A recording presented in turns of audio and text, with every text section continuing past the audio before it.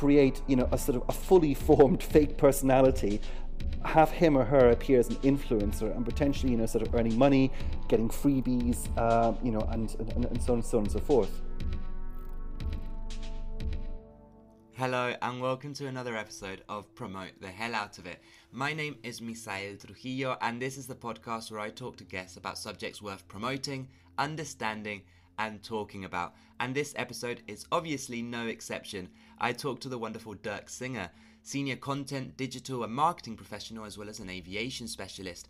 Dirk is currently creative director at Simply Flying, a consulting firm that specializes in aviation marketing and innovation, and this actually includes editing the world's only aviation trade marketing magazine, Airline Marketing Monthly. In the past, Dirk was also head of Rabbit, an agency that grew from 3 people to Social Media Agency of the Year with 25 campaign awards under its belt. And Dirk was personally responsible for running campaigns for AVG, Gatwick Airport, Air China, Skrill, and that's just to name a few. So obviously this conversation was going to be really important and really interesting, but even more so because Dirk has some experience when it comes to buying fake engagement, buying fake followers, creating fake influences, and showing people how easy this is to do and the problems with doing so. And we live in a society where this phenomenon of vanity numbers, of buying fake engagement, is so prevalent. So talking about the pitfalls of doing so is a really important part of this conversation. And this also leads on to talking about the problems with companies working with influencers who have often been buying these fake followers or are involved with this, as opposed to putting value on the content creation side of things. So yes, I would definitely recommend taking notes, especially if you're interested in marketing or if you've got a business, a product, an idea that you're trying to push, that you're trying to market online. This will give you some really good tips to do so. And before we jump into the conversation, this episode is sponsored by our good friends at Nextstand EU. And Nextstand have engineered one of the most highly adjustable and portable laptop stands on the market. We've been using it as digital nomads and it's absolutely amazing. If you follow me on Instagram, there's going to be lots of examples of how I've been using it recently, but you can read about their products in the description for the podcast episode below and also get a nice little discount code. So without any further ado, here is my episode with Dirk Singer. Dirk, I am so happy to have you on the podcast. How are you? I'm good, and thank you for having me on. It's an absolute pleasure. So I think it's a good idea to start talking about Bob Golan, the infamous influencer, and what happened with him at last year's Aviation Festival, if that's okay. Yeah, absolutely. So at Simply Flying, we run regular events around the world for airline marketers, and we call them aviation marketing labs, in which we explore, a number of issues of interest to people who are working in the airline industry. And one of them is obviously influencers, because airlines and also airports work with influencers a lot, be it on destination marketing or to showcase new sort of airline cabins or what have you. And one of the themes we've been exploring over the past few labs is try to get around the idea of where people still look at vanity metrics, especially when it comes to influencers. And we wanted to show how easy it is to to game the system. Now, everyone knows, there's been a lot of coverage that you can go on Google and you can buy, likes and followers and what have you, within 30 seconds of looking. And I wanted to take this one stage further. And I thought, well, can I actually create, sort of a completely fictitious, personality, have him,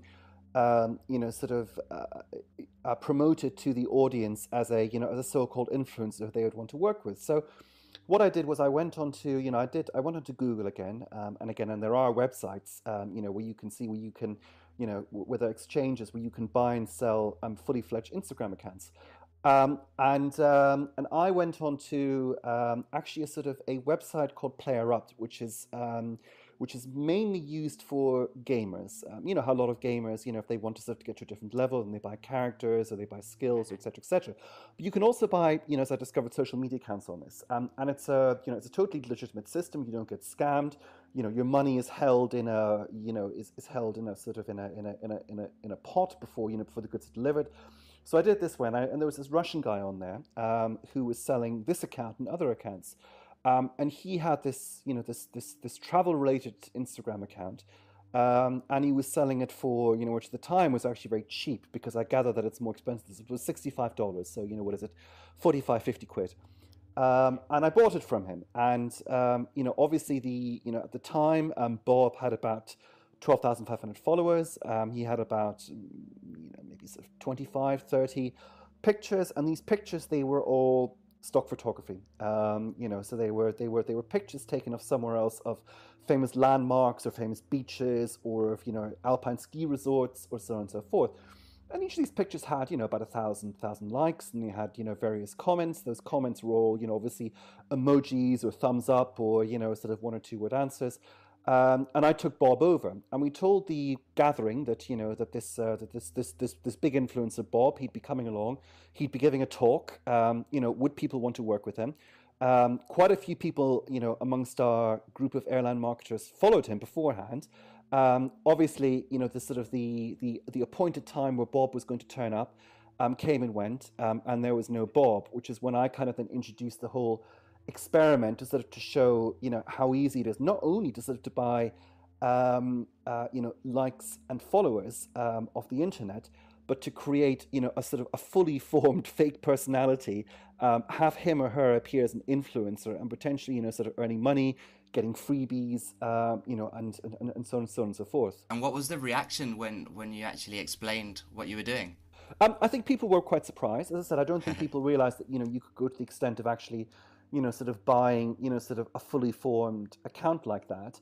I hope it provided people, obviously, with some food for thought, to sort of to do a bit more due diligence of who it is, who they work with. And obviously, as I said, the common theme that I always try and push is, is to stop marketers looking at the big number, which for a variety of reasons, even today, they still do.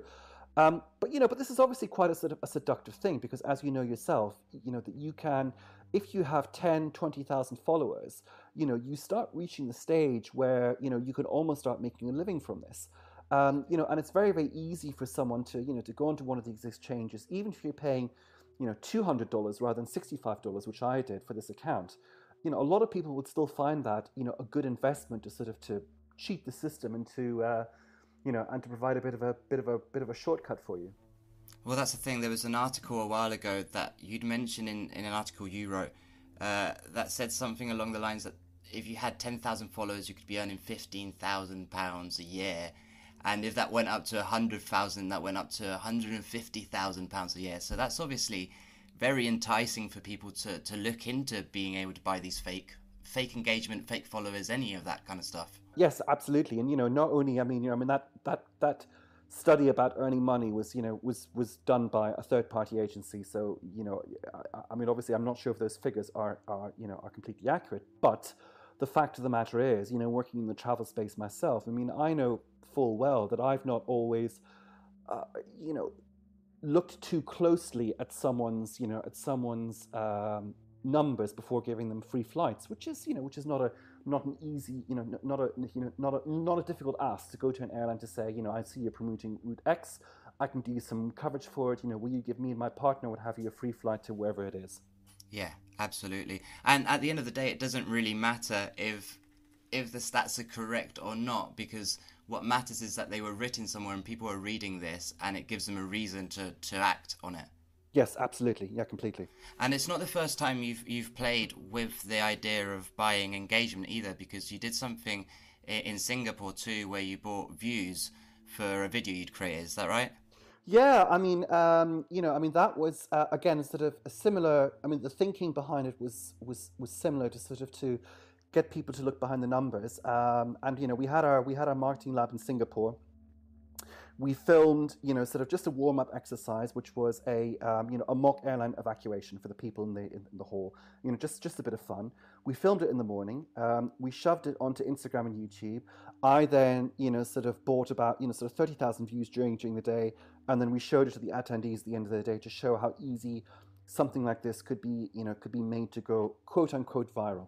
And again, was it similar kind of reaction? Were people surprised at the fact that it was that easy? Yeah, I mean, I think that I think everyone now knows that that this is quite a simple thing to do, but again, you would hope that it would sort of provide some kind of food for thought and to make people sort of think about this a little bit more, and you understand why this happens. I mean, there's been a lot of focus on Instagram, but the fact of the matter is, I mean, this problem exists.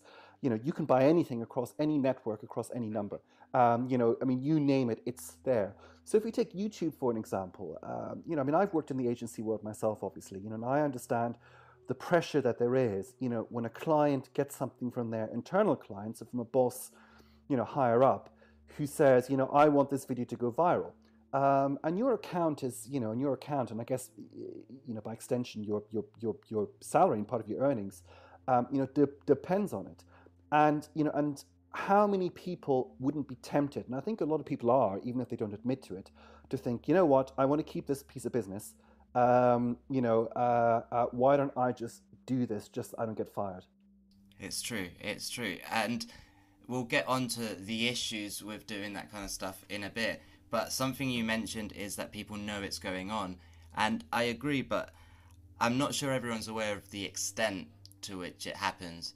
And I loved this study, which was on one of the articles you mentioned, and it was something like 57% of accounts have some kind of AI engagement or following going on.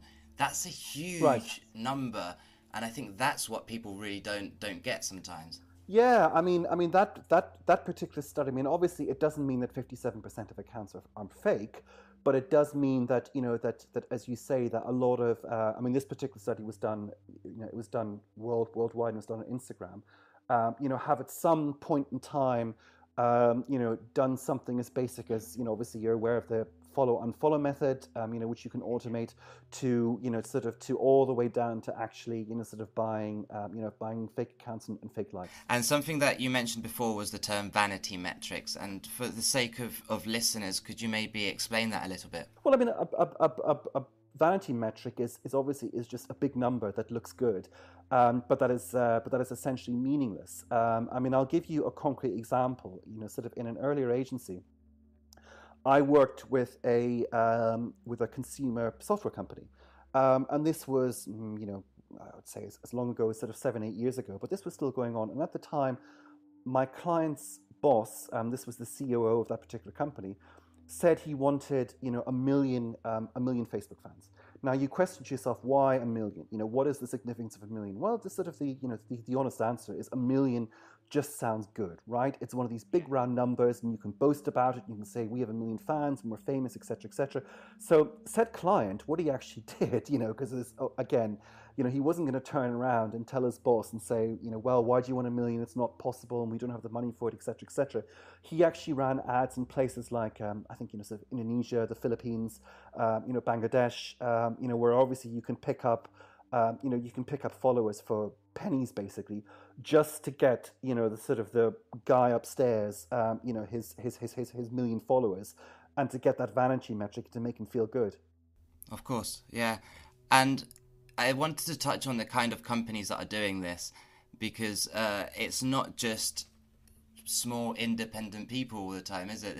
There was some suspicion, for example, about a video that Air China put out a while ago, Land Your Dream, right, and how well that did compared to everyone else. Yeah, I mean, obviously it's difficult to prove, but I mean that particular, of course, but I mean that particular video, I mean, it was a standard YouTube ad, which showed passengers in various if you like, sort of uplifting and aspirational situations, and showed how how Air China sort of fulfilled their dreams and made everything possible, from the family who was being reunited to the person who was giving a sort of a speech at a business conference in China.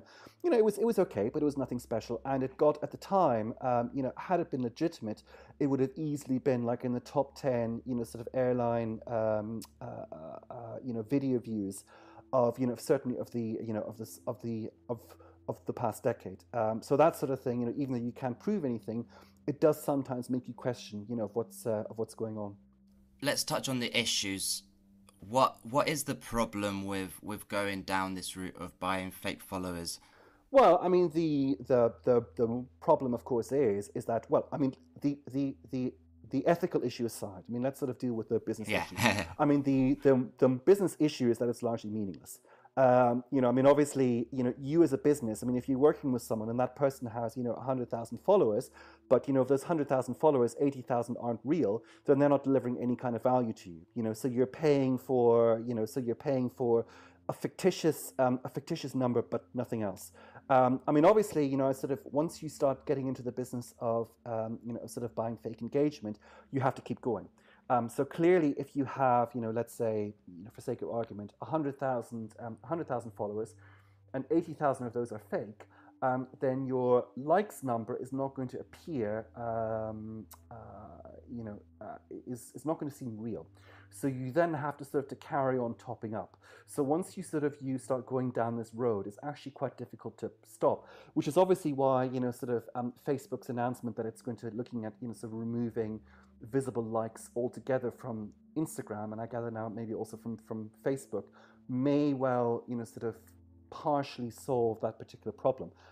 Because if no one can see that you've got, sort of 1 like or 1,000 likes, then it means the emphasis will be much less on that, on that number. And what about future proofing as well? Because a lot of these systems are incorporating better ways of actually finding and deleting these numbers. So brands can go from having ridiculous followings to suddenly having half of that disappear overnight. They can, but a lot of cynics would suggest that that the major social media companies they're of course aware of the problem, but it's not on their interest to crack down on this quite as much as they can, because when you think of a sort of of a social network, and you say that you have sort of 500 million users, for lack of a better word, and then it comes out that that 25% of those users aren't real. Well, are you really going to go to your shareholders and to say, yeah, well, we don't actually have 500 million users, we only have 300 million users, and then to go to advertisers who are, spending money with you based on the 500 million user figure, and to say to them, well, you know what, 25 to 30% of that, money that you're paying is wasted. So, there is an argument that the social networks aren't doing everything that they can, because it's not in their interest to do so, because once they start showing lower numbers, then that of course affects their share price, and raises all sorts of business questions. Yeah, of course. And then to just mention the ethical issues, I think it's quite visible that this is being done on such a large scale that it's affecting not just the way people choose to run their companies, but also the politics of different countries. And I think it's quite visible with what's happened with Trump and Brexit, for example. Yeah, I mean, absolutely. I mean, obviously, I'm not an expert by any means in in information pollution in the political sphere, but indeed, I mean, it's a common problem. I mean, you spend 15 minutes on Twitter engaging on particularly on things like Brexit and what have you, and you can see it immediately. I mean, I know it's kind of going off topic a little bit, but we've had a lot of talk recently about Cambridge Analytica, right, and how they're using information, and I think it is all kind of linked, because it's bringing into question what is right to do with your business. And if suddenly it's okay to give information away and buy information, and then everything's go, and people don't second guess buying 100,000 followers to look better. Yeah, I mean, absolutely. I completely agree with you. It's a sort of it's the whole industry has acquired a sort of a momentum of its own, which is quite difficult to stop. I mean, in the commercial space rather than the political space, I think the answer is that we have to sort of view these numbers differently, and view how we work with influencers differently, and apply different criteria. Absolutely. And I want to go on to talking about influencers, but before we do, and before people get too annoyed and start looking into brands, will anyone be 100% clear of bots? Almost certainly no, because if you have sort of a large Instagram account, or if you have a large Facebook brand account, you will almost inevitably sort of attract fake or sort of or empty profiles, because obviously the people who set these up, which are obviously done on an industrial scale, they they have them follow certain hashtags and certain users just to sort of to start filling out their profile. Of course, yeah. And is there anything people can be doing to try and clean up their accounts? I mean, there are various, sort of third-party, pieces of software out there, which remove ghost accounts. I guess the most effective way, though, if you're trying to earn a living in this space, is just to make your account private, because then you can't be followed. But clearly, if you're running your account for part commercial reasons rather than personal reasons, that's not a viable strategy to sort of for you to adopt. And then leading on to the other issue with this side of things, which is that companies are looking at people's statistics and then choosing people to work with, and calling these people influencers in this scenario, as opposed to another word that I know you like and I love, content creators. Yeah, I mean, I'll sort of give you a concrete example from the sort of from the industry, obviously, that I know very well from the airline industry. The magazine that I edit, Airline Marketing Monthly, which is obviously a trade magazine in this space, we featured Lufthansa on our cover of the current issue. One is for a recycling initiative, but for the second reason, they've recently started working with for quite major YouTubers to produce videos around their in-flight shopping collection. And these YouTubers, they do like little clips where they review different products and give an overview of different products. Now, these YouTubers who they've worked with, I mean, they do have large numbers. One of them is, for example, is a YouTuber called Mr. Who's the Boss, who's the UK's largest tech YouTuber. But looking beyond the numbers, I mean, one of the things that I observed is that for me, this whole exercise works for two reasons. I talk about credibility, and I talk about content. Are these people credible in their space? And the answer is yes. So they work with a beauty YouTuber and vlogger who's very influential and knowledgeable in the space, and she has a community, and you can see that, and they engage with her, and she knows her stuff. Same with Mr. Who's the Boss when it comes to sort of tech reviews. And so there's credibility, and then there's content.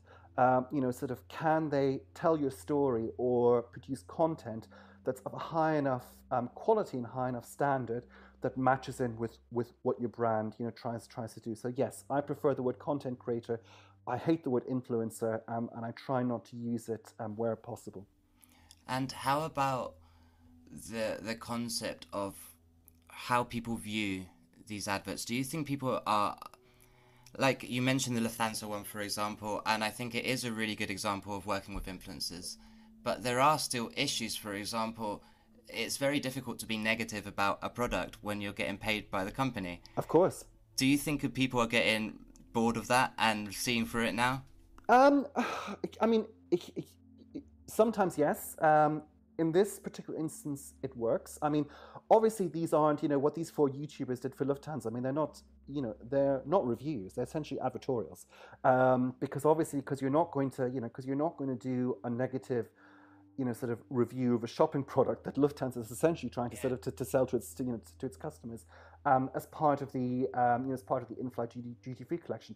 However, having said that, I think that there are ways, and the people who Lufthansa has worked with managed to do it quite well, to sort of to accentuate certain certain features of the product that that target customers would enjoy more than others. So it doesn't have to look like a straightforward ad, which in this case with these four YouTubers it doesn't.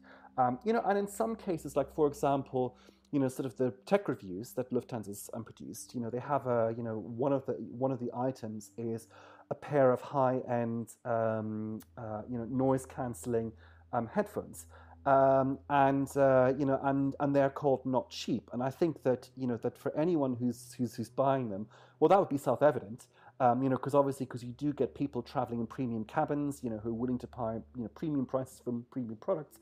But that's a helpful piece of information. That if you are on a budget, that maybe you want to look at something else. That's more along your price range. And are there other ways you think that are as effective at the moment, or is going the content creator influencer way the best way to sell products right now? Well, I mean, obviously, sort of if you work with content creators, and they bring you credibility, so they bring you their expertise and they bring you, sort of a community and they bring you value, then that's enormously effective. Clearly, you can't only do that in isolation, but that has to be part of part of an overall, sort of marketing plan with sort of with other tactics and other platforms and other elements built in. And can I ask you, do you think that there's a cultural issue right now with using influencers or content creators even and paying them using the budget that route, as opposed to rewarding customers who would in turn, for the same kind of budget, cause as much stir as these influencers? Right. So you mean like sort of like user generated content type, sort of Yeah, campaign. gifting actual fans, for example. Yeah, I mean, I think that sort of yes. I mean, I think that both work really well together. Sort of to. I mean, I see it on to give you one example on Instagram. I've got a new Android phone from a Chinese company called Realme, which is part of Oppo, and they're doing exactly that. Well, actually, they're doing both. I mean, they are they have a global photography competition, which the prize I think something like $10,000 in the trip to China, something like that. So quite a high prize. They have a group of photo experts, who look quite credible and quite knowledgeable, judging this, who are putting their name to it. But it's the it's the ordinary mobile phone users, people like myself, who are being encouraged to sort of to enter, to take photos, sort of to tag it, to share it, and so on and so forth. So that's actually quite a good example with what Realme is doing, of how of how both the content expert and the sort of and the ordinary users can work quite well together. It's obviously quite a simple tactic. It's not hugely creative, but I think it's quite effective. And sometimes the most effective things don't have to be wildly creative in the first place. No, it's true, and I think that those kind of examples really accentuate how companies have this power to help shift and create a culture with what they're doing and whilst making money. And it's really nice to see examples like that done well. Are there any other examples you think of companies who are combining content creation and rewarding customers in a good way? Yeah, I mean, in the tourism space, I mean, certainly Tourism Australia, is a company that that's often held amongst tourism boards as sort of to be the gold standard in terms of producing, sort of visual content, great visual content, to sort of to showcase Australia, which is obviously, even though I've never been, I gather sort of is an amazing and very sort of photogenic destination, and they draw heavily on sort of on user generated imagery of people using their hashtags as a way of sort of rewarding people who've been there, which then sort of obviously gets into a virtuous cycle, because you might go to, let's say, to Perth or to Sydney, what have you. You might upload pictures, you might tag Tourism Australia in it. They reward you by showcasing it on their own feed, which has sort of millions of fans and followers. You get more exposure, and your own sort of friends and and your own social media community sees it at the same time. Absolutely, yeah, that's really, really good.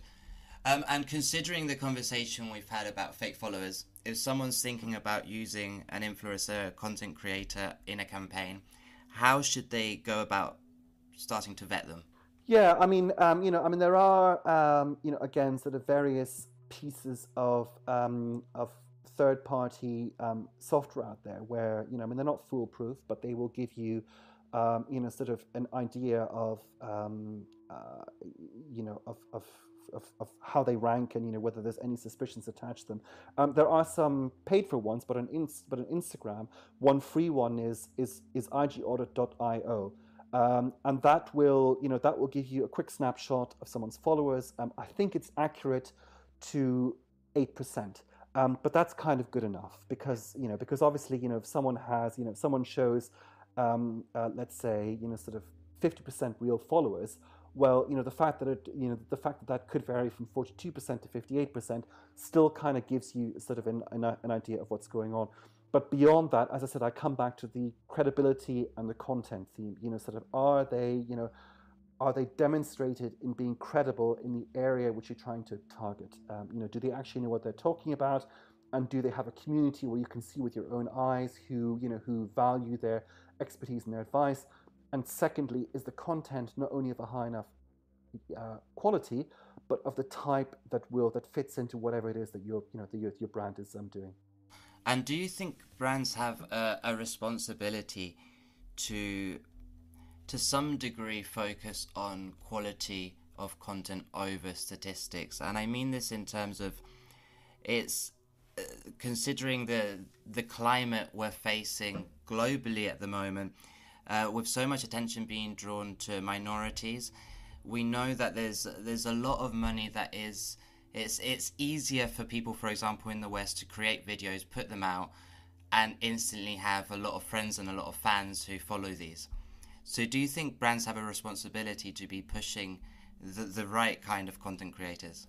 Absolutely, and and once you start, sort of focusing away from the from the big number and from the vanity metric, then the range of possibilities and the type of people who you can work with, really expands, as you say, and you can start looking beyond, for lack of a better word, the usual suspects, who you might normally be doing, and drawing out people who can, who might come from, places that you don't normally work with, but who can tell your story in a much better way. So I think that's a good point.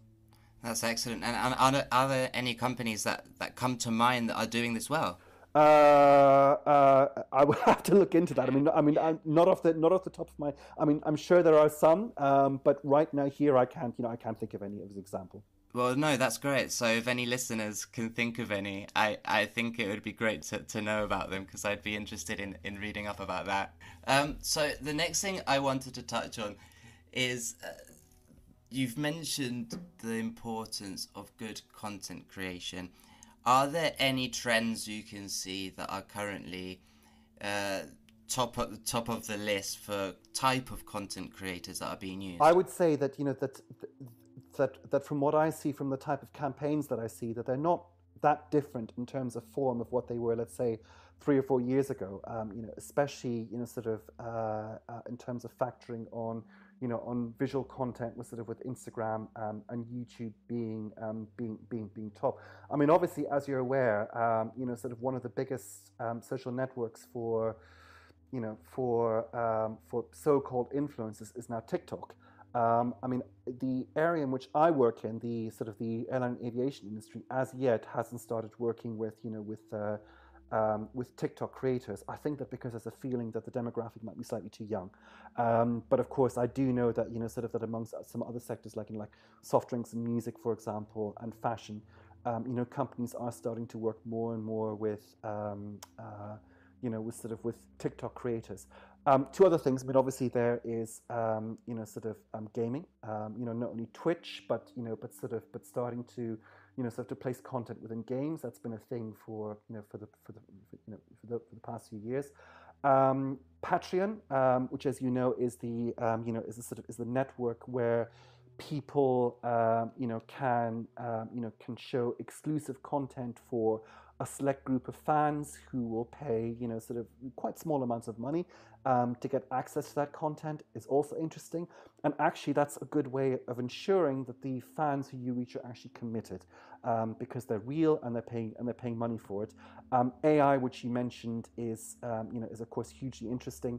And I'm aware that there are a number of experiments, for example, in the music industry, where people have uploaded AI-generated tracks onto Spotify, just to see how it would work, basically. Yeah. Are you a Black Mirror fan? I do watch it now and again. Yes. Okay. Have you watched the latest season?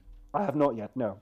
Okay, I won't give you any spoilers, but there's an episode that touches on AI within music and AI-generated tracks that is amazing, and you should watch. Wow. I was thinking about. I was going to email you it, and then I was like, I need to mention it in the podcast. Wow. Well, of course, there are a number of services now out there which which will which will give you AI generated tracks for free, that you can use in, let's say, the sort of the background music if you're producing a sort of corporate YouTube video, which is of course an extension of the fact that, just the other day, this huge website of, I think, 100,000 AI generated images of human beings came Yes, out. I was reading that. Yes, and obviously one of the conversations that came from that was that this is a sort of a way to disrupt the business of the large stock photo libraries, who will charge you, what is a sort of 20, 30, 40 pounds for for sort of a picture of a human being. Absolutely, and then that links back to our initial conversation. How much easier does that to make it to fake a person? Yeah, indeed. I mean, it's sort of. I think that's sort of one of the things I was wondering is that when these, when these fake AI generated sites of people came up, is that it must make the job of the bot farms, the people who create these, a lot easier, because obviously at the moment, a lot of these fake profiles, they've used images of people that have essentially been stolen off the web, and you can very often do a reverse image search, sort of to find out where that original image actually appeared, using TinEye or sort of or something like that. But if you've got AI generated imagery, then sure, you can create a whole persona from scratch without any sort of trace that that person isn't actually real. And it's funny how many problems all these new technologies bring around to every kind of aspect of marketing. I was reading you tweeted or retweeted about AI being used in job interviews in the UK, and I thought that was really funny because obviously that has so many problems by design. Non-native English speakers were completely out of the equation with this. Absolutely. So, I mean, did no one think of that before putting this to the test? Well, I mean, I think it's one of these things that sort of that you have to wonder, at which stage does the AI revolution, for lack of a better word, and and making everything automated and making everything dependent on an algorithm.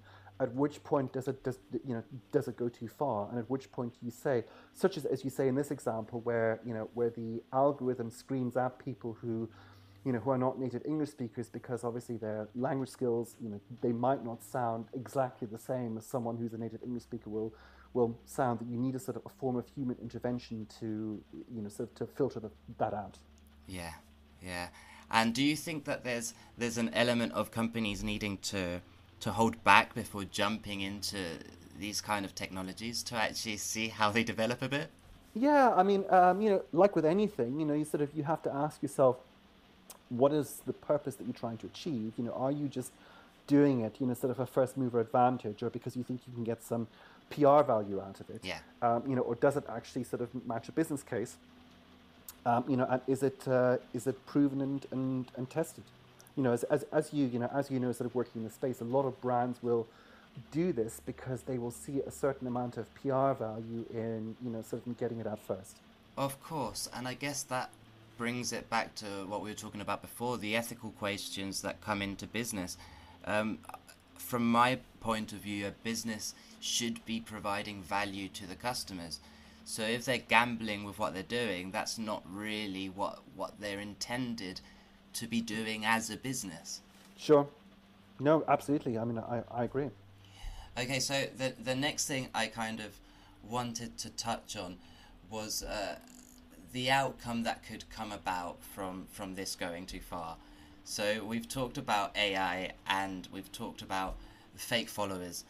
What do you think could be worst case scenario of where this leads? Well, I mean, I think that sort of that where this is leading, and you mentioned politics before, and you see it in the political space, is is information pollution, and people not sort of not trusting what they see and what they hear, and the sort of, and that of course will mean that if you're a brand, that your brand messages will become sort of less and less effective over time. Yeah, I mean that's completely true, but do you think that could go so far as people losing all trust in brands and it pretty much becoming obsolete? I mean, we can see people moving from from social media brand to social media brand. But with things like Facebook being on trial, being so front news, do you think people eventually will want to switch off to this, or do you think that they're just hooked? Well, I mean, it's a difficult one because I mean, I've been working in this industry long enough that I remember, that every so often, I mean, if we take Facebook for an example, every so often a sort of startup comes along and it says, this will be the Facebook killer, and we will, sort of protect your privacy and your data and et cetera, and there's a bit of noise and you read about it in the tech press, and then a year on it just vanishes. And I sometimes wonder too, even though there's growing awareness, to what extent are people willing to make the trade-off? Because at the end of the day, if you take Facebook or Instagram, what have you, if your friends are on there and your social community is on there, you're not going to switch to a new network, even if it offers, sort of a gold standard in terms of, how they use your information, if there's no one there, because then it has no value to you. I mean, having said that, I mean, obviously there is a sort of a generational thing, because as you well know, sort of Facebook, and I gather to a certain extent Instagram now as well, is starting to lose, and this has been a trend for the past few years, it's starting to lose younger, users, who are switching to networks like, like we mentioned, TikTok. Well, that's the thing, and I think that there is also a generational thing of, like, we've seen it with people going vegan, we've seen it with health and how people are talking about the planet, and I think there isn't a generational thing of people not wanting to even be on social media accounts. Like, we know a lot of younger people who don't have any social media accounts. Right.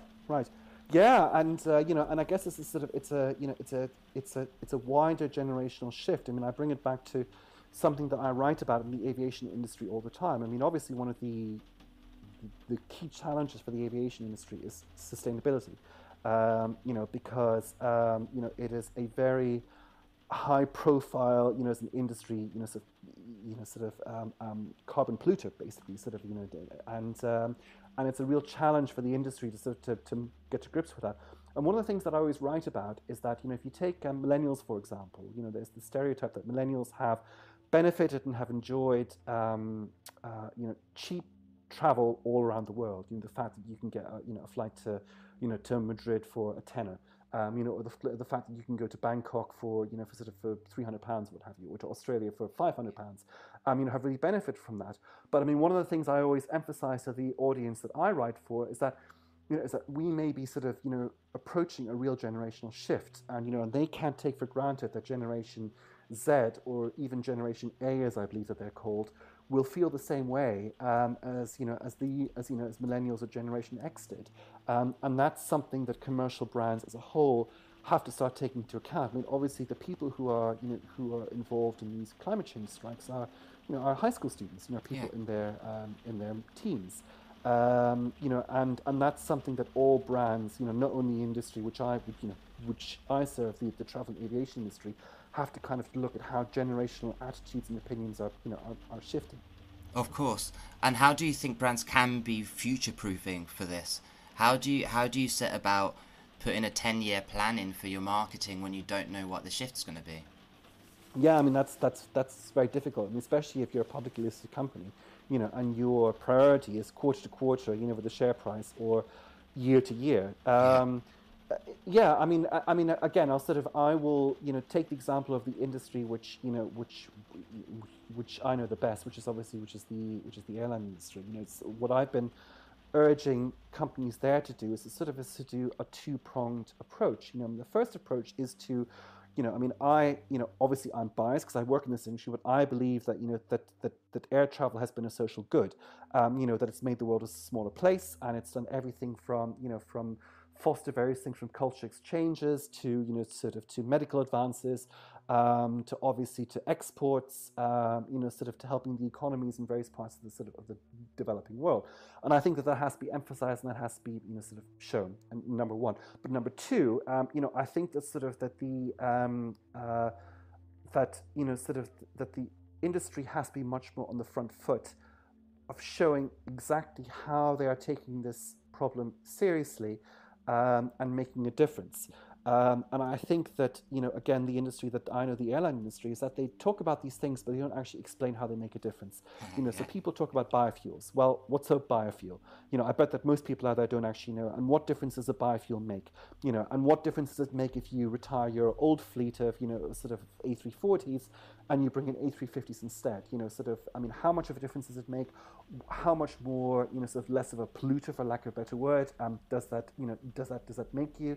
And so I think that they have to communicate in much more real, much more clear terms, and show how they are taking this problem, sort of seriously.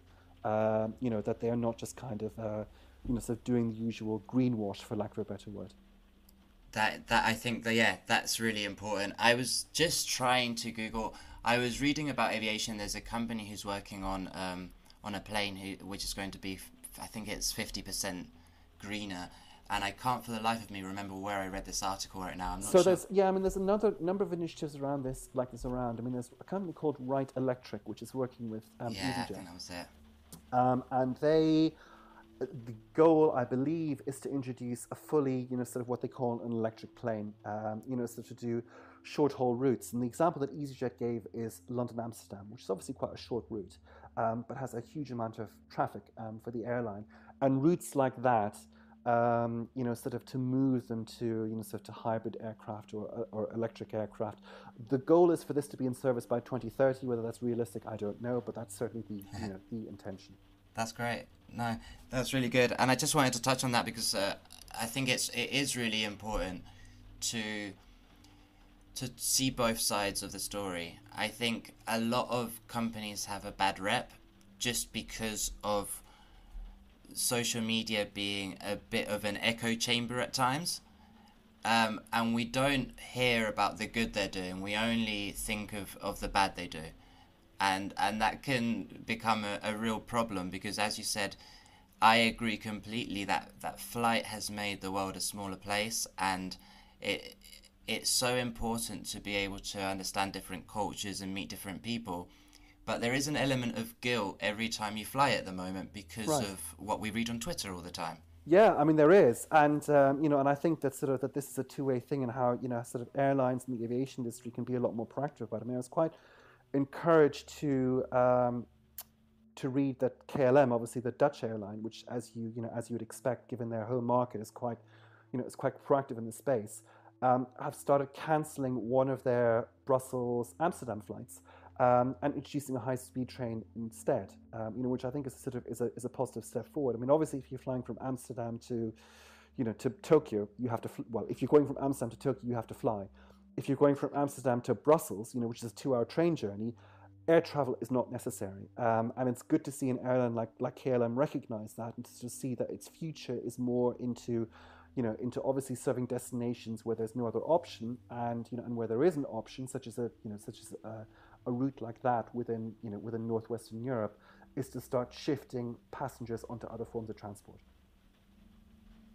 That's absolutely amazing. Yeah, that's really, really good. I didn't know about that, and I'm just writing it down to research because I think it's examples like that really do need to be highlighted, and that can set the bar for other companies to follow suit. If all we talk about is the negative, no one's got any examples to change, right? Yeah, yeah, absolutely. Even here in the UK, obviously, British Airways flies a lot of people between Manchester and Heathrow. Which is it's about a 40-minute flight. Now, clearly, sort of the rail infrastructure is not really up to the standard. That's a whole that it, different problem, yeah. it is that it should be. But if it were, and there's no reason why those passengers, who I think are largely connecting to sort of to other flights at Heathrow, couldn't be sort of brought down to Heathrow in the sort of for the first part of their journey by by a high-speed rail. But obviously, as you say, that's a whole different question, and that leads on to sort of questions of government priorities and existing Yeah. infrastructure, and so on and so forth. The other thing, of course, that even for some short haul flights, there's some communities which have no option. So if you take somewhere in the UK, such as the such as the Shetland Islands, Oh, of course, yeah. communities like that do need subsidised air travel, because it is a vital link for the community. No, absolutely. And I think that it's also important because the whole situation in the UK needs to be taken in a case-by-case basis. The way the rail system works and how expensive it is, Yeah. it's actually cheaper to fly sometimes than get a train. Yes, it That's is. I mean, I remember ridiculous. absolutely. I mean, I remember I did some work for Manchester Airports Group about so 2 3 years ago, and at the time there was this. It was quite well publicised. There was this shopping and money saving blogger, and he went from he was trying to go from Sheffield to London, and he figured out that it was cheaper to go from rather than take the train from Sheffield to London. He went from Sheffield to East Midlands Airport. He flew Ryanair to Berlin. He spent the day in Berlin through a sort of one of these subsidized tourist passes. He had his lunch. He took a tour of the city centre.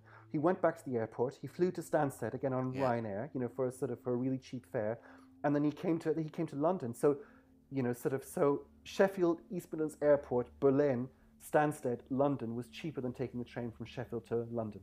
Yeah, and it's not just the train, because this affects so many things. The reason we initially moved to Barcelona is because we'd read this article about someone who was commuting from Barcelona to London 3 days a week because it was cheaper to live in Barcelona and do that flight, and everything worked out that he had like £500 extra a month by doing that. Right. Because absolutely, because on that flight, on that route, you have a lot of competition. You have Welling, you have obviously Ryanair, you have British Airways, you have Iberia, and if you're smart enough, which I'm sure this individual was, instead of booking in advance, you can really save a lot of money. Of course, of course. So there are a lot of issues, and it's difficult to look at something like flight and view it as an evil when there's so many people who it is the only option, the cheapest option of getting somewhere. There's other things that need to be fixed sometimes, right? Yeah, absolutely. So the last thing I wanted to touch on is we started the conversation talking about fake followers. I know it's something you've been interested for quite a long time. How did you get interested in the subject? Yeah, so about 5 or 6 years ago, I just sort of off a whim, I decided to do a project involving the website Fiverr, which is a sort of a micro gig site where you pay people, sort of £5 and upwards to do like little jobs, and I thought it'd be quite an amusing thing to do, sort of to create a Tumblr for this. And I called it the Fiverr Project. And I started off by doing, like silly little jobs, like I got someone to stand in front of the, sort of the Hollywood sign in California with a, with a sort of with a sort of handmade sign on it, or I got someone to do me a little puppet video, to do me a little jingle, which was quite fun. And then as I was going through these sites, I realized that this was a sort of a huge source for people to sell, to sell fake numbers, be it, website visits or followers, etc., etc. And if you remember at the time, clout was actually quite a big thing. And a lot of brands were using clout and clout scores to see whether, a so-called influencer was important. And it was one of these things, if you had a clout score of 60, then you were deemed to be important. And at the time, certain airlines were even allowing you access to their first and business class lounges if you had a clout score of 60, right? Because then obviously you're important, you talk about them, and etc. Yeah. etc. So I just wondered to myself, I thought, I wonder if I could just create, sort of a, sort of a fake person, give him a sort of a clout score of 60, for a cost of less than £40 to show that it could be done. And I did, and I created this character called Dirk Fiverr. I got him a fake Facebook account, fake Instagram account, fake Twitter account. I got him likes, followers, engagement. I got him a fake LinkedIn profile. I even managed to get him fake LinkedIn job recommendations, Wow. which made me wonder. I never followed this through. That I wondered whether I could create someone and get him or her job interviews based on a completely fictitious, sort of LinkedIn, LinkedIn recommendations, completely fictitious LinkedIn jobs. And I got my clout score 60. And at the time, what occurred to me was this was, 2013, 2014, was how sophisticated the industry already was. Yeah.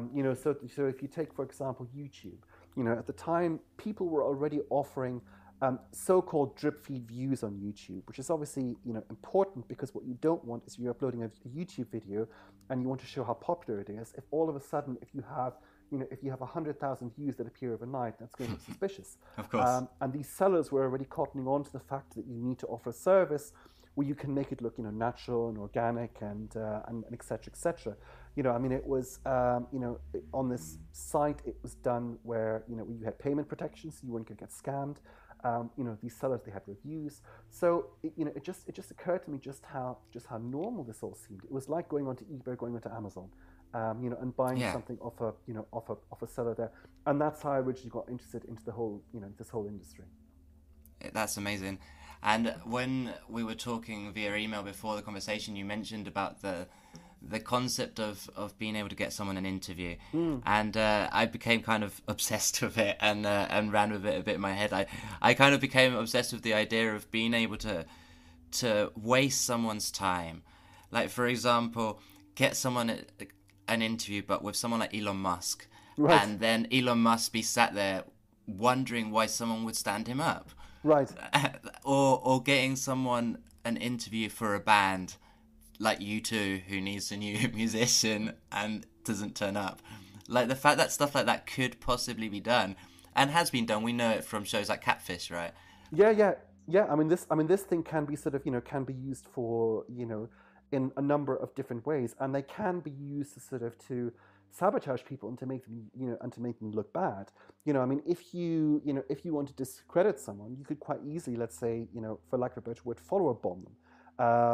Where you pollute their Instagram or their Twitter account by spending 20 or 30 quid, if you are malicious enough and so inclined to buy a load of fake followers and fake bots, and send them their way. Because of course, the thing about these services is it doesn't have to be your account; it can be any account. That you can do this to.